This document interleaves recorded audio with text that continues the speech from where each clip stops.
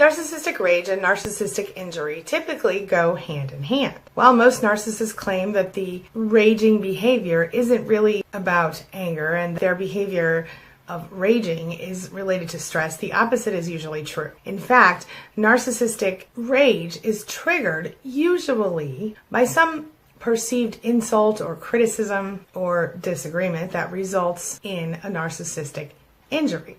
So they play the poor me game, and then they jump right into the narcissistic rage if the poor me game doesn't yield the right kinds of results. So today, queenbeing.com, Ollie Matthews and I are going to explain to you exactly what narcissistic rage is, what it looks like, and give you a few tips on how to deal with it. So let's get started. My name is Angie Atkinson, and on this channel I offer free daily video coaching to help you discover, understand, and overcome narcissistic abuse in toxic relationships. I like to call it toxic relationship rehab. So if that sounds good to you, hit that subscribe button and we'll get going. The average raging narcissist is pretty sure that their supply or victim has actually intentionally caused this pain to them. You will see this when you look at situations like narcissistic mothers who say things like, "You just did this to hurt me," or narcissistic spouses who assume that even the most innocent of behavior is a direct insult or injury to them. They assume you had a hostile motive. They're triggered into action. Of course, the reaction to this trigger is very often quite disproportionate to the actual offense, if you think about it. And invariably, the victim in these situations sees the narcissist as out of control, mean, or even just plain old crazy. Now I'm going to show you what Ollie Matthews had to say about narcissistic rage. Take a look. Look, I've been around it my entire life. Yeah. You know, yeah. The narcissist doesn't get their way. They go from 0 to 100 like that. It's gone, and it can go back and forth. You know, like I said, you want to see the perfect example of narcissistic rage being turned on and off, check out Phone Call with Narcissistic Mother. Yep, it we'll goes from rage to sweet to crying. You get the entire spectrum of narcissistic emotion in that 11-minute phone call. All of it. I will link to that above. Everybody take a look at that link. Yeah, absolutely. You're so right. And here's what Ollie had to say about narcissistic injury or victim playing. Take a look. So why do you think a narcissist likes to play the victim so much? It's just part of their game. It's not that they like it. It's just to their advantage. Yeah. I don't think a narcissist likes anything other than getting over on other people. Right. I'm with you. I'm with you. It's all about, listen, it's always a game with them.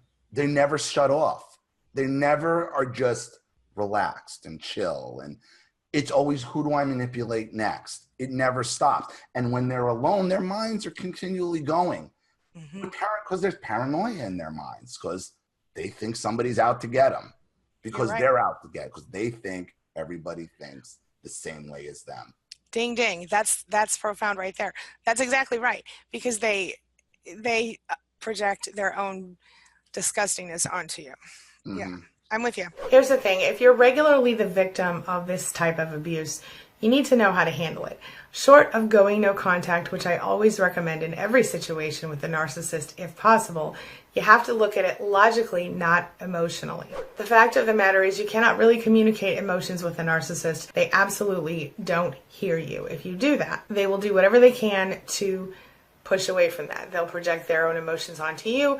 They will twist everything you say. It will not be productive. So you've got to stay calm. Remove yourself from the situation. And if you can't do that, take a deep breath and bite your tongue. Don't bother to argue or reason with someone who won't hear you. Just let them know that you hear their concerns and avoid raising your voice with any emotion at all. If you want to diffuse the situation, you have to understand that literally nothing you say will change the narcissist's feelings about the subject while they're in the rage or the injury. It doesn't matter if they're saying the sky is red, not blue, and it doesn't matter if you present all the science that proves the sky is in fact blue.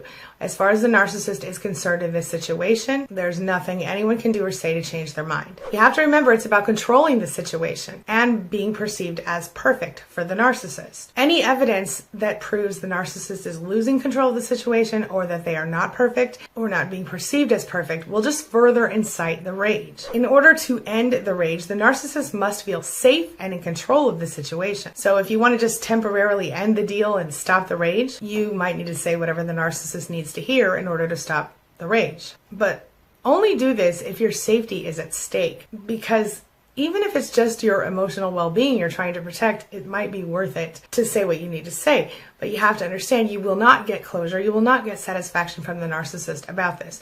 The only thing you can do to keep the peace is to pretend that whatever the narcissist says is right. And the fact of the matter is that in that moment, chances are the narcissist will not see it anyway. They won't even hear you saying, you're right, you're right, you're right.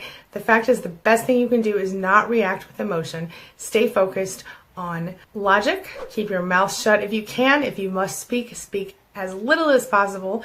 And if at all possible, get out of there. Remember that very often the narcissist is projecting their own inadequacies onto you, saying you're neglecting their emotional or physical needs when in reality, it's they who are neglecting you. Remember too that they have selective memories, and so they're only going to hear, say, think, feel, do whatever is convenient for them at that moment. Certainly remember only what's convenient for them at that moment. They might deny saying something they said and that they now regret. This is all going back to gaslighting. People who love narcissists must understand that they are in a position to be the primary source of narcissistic supply. They are expected to treat the narcissist with love and respect and care and get nothing back. If you can imagine living the rest of your life this way, then you're good to go. If you want to get out and start something new, go to queenbeing.com/plan and pick up your free planning guide to leaving the narcissist. If you've already gotten out, start focusing on yourself and healing. This is really important stuff.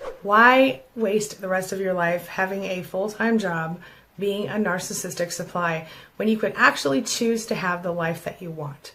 It's just not worth it. This leads me to the question of the day. And the question of the day is, have you experienced narcissistic injury or narcissistic rage? How did it feel? How did you handle it? Are you still going through it? Share your thoughts, your experiences, your ideas in the comment section below, and let's talk about it. Make sure you take a look at the links above and in the description below for more help on dealing with narcissists. That's all I've got for you right now. As always, thanks so much for being a part of my day and a part of my life. And hey, thanks for letting me be a part of yours. It really does mean a lot to me. I'll see you soon. It's my mission to teach others what I know to be true. You really can create the life you want. Take care of your body, take care of your soul, nurture the real you, and introduce him or her to the world. Be comfortable in your own skin and in your place in this world. Take your spot, take it now, and the universe will take its cue from you. You feel me? If so, subscribe to my channel. Let's get it done together.